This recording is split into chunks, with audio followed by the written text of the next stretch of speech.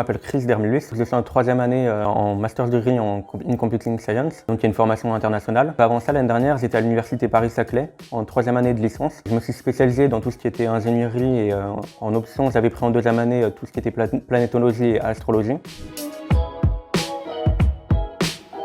Ce qui a fait la différence pour le CESI de Rouen, c'est le fait qu'il y avait des options qui m'intéressaient beaucoup, donc à savoir la robotique, et qu'en même temps, il proposait une formation internationale qui s'est créée cette année et qui me permettait de continuer à pratiquer l'anglais assez régulièrement. La possibilité aussi de faire des stages à l'international et d'avoir des universités partenaires qui sont plutôt intéressantes, c'est aussi un choix qui a été déterminant. J'aurai la possibilité par exemple en 4e ou 5e année d'aller en Nouvelle-Zélande.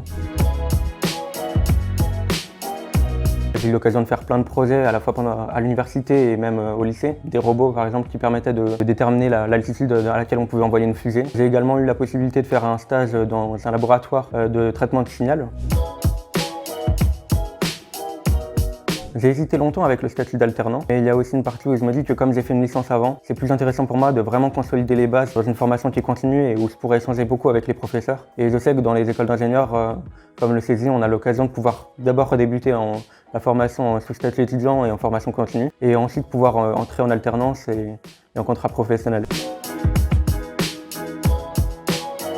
Le Master Degree est une formation très focalisée sur l'informatique et sur l'anglais. Quand on arrive au sein du CESI, la première semaine, donc on apprend toutes les méthodes d'apprentissage de la formation. Donc le PBL, le Problem Based Learning, qui est une méthode qui est très structurelle et qui permet de décomposer les problèmes et les sujets qu'on va traiter au cours de l'année sous différentes thématiques et sous différents axes de recherche. Mais il faut vraiment avoir ce sens du travail en autonomie et de communication au sein des groupes, car à la fin, il y a quand même un rendu, une présentation orale pour voir l'avancée du projet et la réalisation finale.